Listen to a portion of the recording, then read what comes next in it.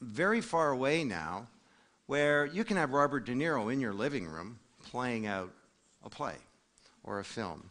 And in fact, I'm going to Hawaii, and I'm not technically going to Hawaii. A hologram of me is going to Hawaii, and I'm giving a lecture as a hologram. This is a colleague of mine named Ray Kurzweil who's giving a lecture as a hologram. So that's a screen as well.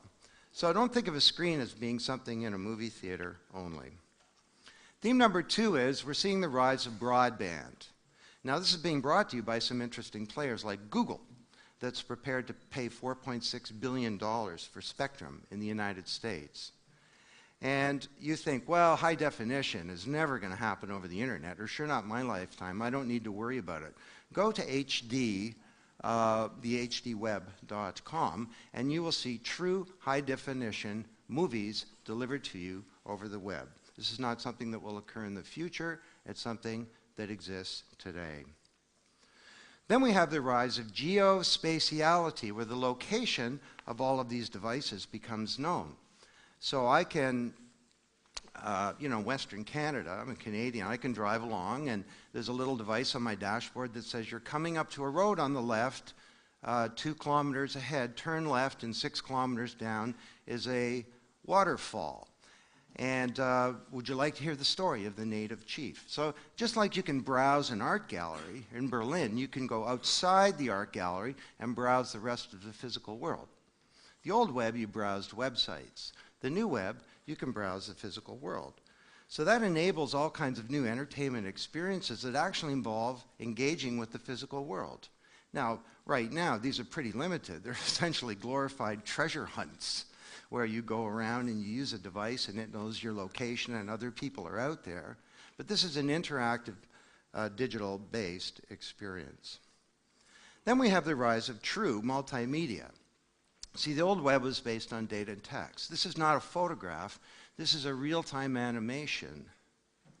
So that means I can change it. So the next generation of video game technology that comes out, it will look like Robert De Niro. It won't look like a cartoon image of Robert De Niro. It will be Robert De Niro, should he decide to get into this world, on the screen. And you can be a protagonist. You can be the love interest in the movie or the bad guy. Sure, it's like a film in the sense that it has an underlying sense of destiny, it has characters, it has some plot development, but you create the context, or someone creates a context whereby you're engaged in the experience. The next big shift is that the old web was based on this thing called HTML. That was a standard for the presentation of content, which is why during the dot-com period, everybody talked about eyeballs and stickiness and clicks and page views and so on. The new web, this is the only time I'll get technical on you, is based on this thing called XML. And that's a standard not for presentation, but for collaboration and computation. The internet is becoming a giant global computer. And every time you go on it, you're in a sense programming this giant global computer. And that means that we have a new global platform enriched with services that enables all kinds of collaboration. So YouTube is not just a way of presenting video, it's enriched with all kinds of services for people to build communities around videos, enabling them to rate videos, and so on. And finally, we have the rise of integration. So the new web is integrating with technologies everywhere. Juiced is the Napster for the film industry and for the television industry, enabling peer-to-peer file sharing of film. And we've got, this is one that I actually just came across in researching this presentation. It's called Nero. And it's from the Participatory Culture Foundation. This is a free, what we call open source. It's open, anyone can access it and change it, and it's owned by no one. It's an application that's designed to make media accessible to everyone. This has 2,500 channels, and it's DRM-free, features a wide selection of HD content, and it's a completely open platform. So you can go and create content, you can engage with content that exists out there. So the point here is that this is a big change from the old web of the dot-com period. The second big development is that we have a new generation of young people that are growing up using all this stuff, and these kids are different. Who here has children under the age of 29? Would you put up your hands, please? Okay. Those of you who put up your hands, which of those kids use a computer connected to the internet? Hands, please? Okay. We have the first generation to come of age in the digital age. I started studying these kids about a dozen years ago when I noticed how my own children were effortlessly able to use all this sophisticated technology. And at first I thought, you know, my children are prodigies. They're like geniuses. And then I noticed that all their friends were like them, and the theory that all their friends were prodigies, well, that was a bad theory.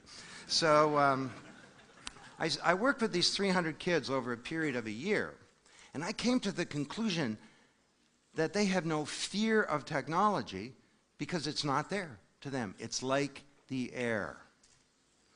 Get ready. This is a huge generation all around the world. This is the net generation. Kids today that are the children of the baby boom echo, or in countries where there wasn't a boom, the children of the post-World War II generation. And these kids, time online is not taken away from hanging out with your friends, learning the piano, talking to your friends, or doing your homework, or playing football. Time online is taken away from TV. Thank you. In the United States, the baby boomers watch 24 hours a week of television. And these kids watch less TV, and they watch it differently. They come home and they turn on their computer, and they're in 3 different windows talking on a cell phone with an MP3 file going and a video game and 3 magazines open, and they're doing their homework at the same time. The TV is going on in the background. Rather than being the passive recipients of somebody else's video, what are they doing? They're reading. They're interacting, they're collaborating, they're organizing their thoughts and telling their stories. They're searching for things. They're creating content. This is a generation that processes information differently. And my generation were the passive viewers of media. This generation wants to be the active actors who are engaged in media. Now, I just surveyed 11,000 young people in countries all around the world. We asked the question, which would you rather do? Live without television, that's the orange part, or live without the internet? Or sorry, live without television is the bottom part here, and live without the internet is the top part. In countries all around the world, kids say, don't take my internet connection away from me. You can have my TV, you can even have my telephone, but don't take away the internet, because that's my world. That's how I'm part of my community. We're all digital immigrants. They're digital natives. This is a picture I took. I went and visited my son Alex, who goes to university in the United States. And this was he and his friends watching movies. And they have several different movies on the screen, and they all have laptops, and they're playing a game whereby someone says something in the movie, and they say, that's a reference to something out of, you know, Hamlet and Shakespeare. And then they, oh, no, I don't think so. I'll bet you $5. And they all look it up on the screen, and they're all playing this game, betting and talking and probing and scrutinizing the films that are going on. Now, they're not multitasking. Human brains don't parallel process. They just have better switching abilities than we do. Furthermore, this is the first time in human history when children are an authority about something really important. Think about that. I was an authority on model trains when I was a kid. Today, your kids are authorities on this big revolution that's changing business, commerce, government, learning, entertainment, film, every institution in society. The 11-year-old at the breakfast table is an authority on something really important. Rather than a generation gap, like we had in the 60s, big differences between kids and parents, we have what I call a generation lap, where kids are lapping their parents.